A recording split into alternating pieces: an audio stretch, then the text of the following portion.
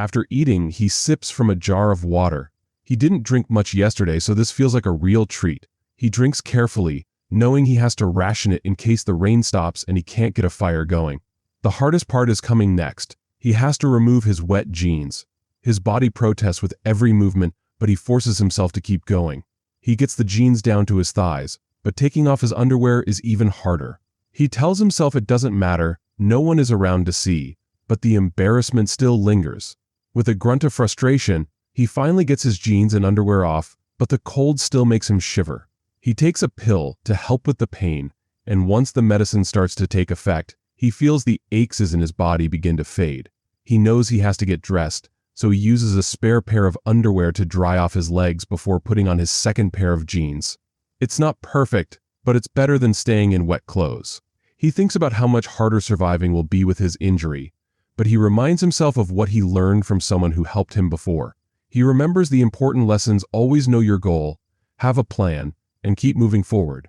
No matter how hard things get, he can't give up. He has to keep going. There's one more goal he has, though it's something he tries not to think about, because thinking about it makes him remember that day. But for now he focuses on survival. He was starving by the time he made it back to his father. He couldn't even remember the last time he'd felt hunger like this. The fish, though plain and without seasoning, was enough to fill his stomach. It wasn't the tastiest meal, but it did the job. Once they finished eating, things between him and his father were a little less tense. His father had wanted to show him a berry patch. However, there weren't any berries left, as the season had ended early. His father promised that next year, they'd be able to come back and pick plenty of berries to make jam and preserves. He joked that they'd need to get to them before the bear did, which made him curious. "A bear?" he asked. His father smiled and nodded. "Yes, a little one. She's harmless unless you bother her cubs, but she'll steal your food if you're not careful." His father then mentioned that moose could be more dangerous, especially if they were angry. "If you hear a moose coming, get up a tree. They can't climb, but they can swim fast. Stay up there until it's gone," his father advised. He was still skeptical about the idea of moose being dangerous. "Aren't they vegetarians?" he asked. His father chuckled. "Huge, angry vegetarians, but they're not the worst. Watch out for porcupines." He raised an eyebrow at this. His father explained that porcupines were slow and easy to catch. They didn't need to be killed with a weapon, just a stick and a rock would do. He wasn't sure he liked the idea of killing anything, but he didn't want to be rude. His father led him to a stream, warning him not to drink from it but saying it was good for rinsing off. He mentioned that there was better water down by the lake, near a waterfall, where the fish and animals liked to gather. Unfortunately, the traps his father had set around the area were empty. After cursing, his father rebaited them, saying he'd teach him how to set traps another time. But he wasn't thrilled at the thought. It seemed cruel to him, and the idea of an animal suffering for hours didn't sit well with him. They paddled back across the water, leaving the dog to run along the shore. On their way back to the cabin, they fetched water from the lake. He carried just a small jug while his father carried several heavy ones. It took a lot of effort to gather water, but his father assured him it tasted better than anything from a tap. As they worked, his father casually mentioned that winter would be easier in some ways, as they could melt snow for water. He started thinking about the winter, especially since his leg was still hurt, and he knew he had to get out before the snow came. He asked about Griff's return. His father said Griff was coming back, but there was no set time. He often took longer than expected, sometimes spending weeks away for reasons unknown. His father told him things didn't happen on a schedule out here. It was all about priorities, not hours in the day. His heart sank, realizing Griff might not return for weeks, possibly even after winter. But his father assured him it would be sooner, because he needed to finish some work before the snow hit. Then his father surprised him by asking if he remembered what Griff's plane looked like. He was puzzled at first, not sure if his father thought he had memory problems. But his father went on to explain that not all of his friends were as friendly as Griff. He warned him that if he saw anyone else's plane, he should come find him immediately. He was still confused but understood that his father didn't fully trust everyone. His father quickly changed the topic to ask about his leg. He admitted it was sore, and his father suggested he rest.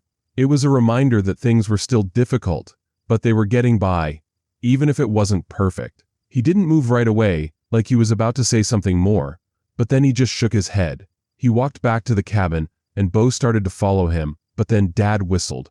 He kept walking the rest of the way alone, dragging his feet with every step. He had exhausted himself. When he reached the cabin, he sat on the bed and pulled out a picture of his mom. He wished he had one of Scott, too. Scott had visited him in the hospital and called him regularly. He had even told him he wished he could stay with him, but honestly, he hadn't meant it. What he really wanted was for everything to go back to the way it was before, when his mom was still alive and everything felt normal. Dinner that night was smoked fish, bread with butter and honey. They ate in silence, but as he finished licking crumbs and honey from his fingers, Dad spoke up. "I loved your mother very much," Dad said. He stared at him, surprised. He had never really thought about his parents being in love. His mom never said she loved Dad. She always talked about how exciting he was or how he was unlike anyone she had ever met. Dad asked if he knew how they met. He told him it happened in an airport. His mom was heading home after a cousin's wedding, and Dad was on his way to Anchorage. They started talking because her flight was delayed and his connection wasn't for a couple of hours. Dad liked her so much that he asked to switch his flight just to be with her. He had never heard this part of the story. He knew they met in an airport, but this was a side he hadn't known. Dad told him, "If you know what you want, don't let anything stand in your way. You make it happen." He didn't know how to respond, so he just said, "I want to go home." Dad's face fell. He said, "You are home," but it didn't sound like he meant it. He told him he wanted to go back with Griff and promised he wouldn't tell anyone where Dad was. But Dad shook his head and told him it wasn't possible. He felt frustrated and said, "I'm supposed to be in school." Dad responded, "You'll learn plenty here. Things that are more useful than the names of a bunch of dead old white guys." He pulled his foot up onto the chair, hugging his knee. His bad leg wouldn't bend right anymore, so he had to keep it flat on the floor. He said, "I can't hunt. I can't fish. I can't even walk very well. How am I supposed to live out here?" Dad smiled and said, "I'll teach you all of that." Then his face lit up. "Hey now, what do you mean you don't hunt? Didn't your mom tell me you won some kind of medal?" "For archery," he said. "When I was 13. But that's not hunting. It's just shooting a target." Dad didn't seem bothered by this. "It's not so different," he said. "The target just happens to be a deer or a rabbit. If you scare them into moving, you've already lost half the battle. It's all about getting close, moving slow and steady, just like you need to do with your leg." He said, "Too bad we don't have a bow."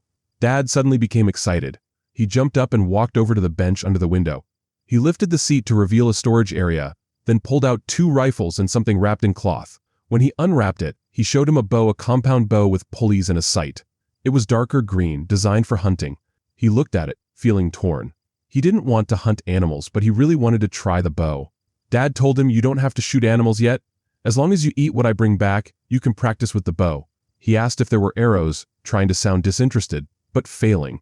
Dad laughed and said, "Wouldn't be much of a bow without arrows." He rummaged in the storage space and pulled out a quiver with about 40 arrows. "That's all we've got, but if you want more, Griff can buy you some." He thought for a moment and then said, "Maybe.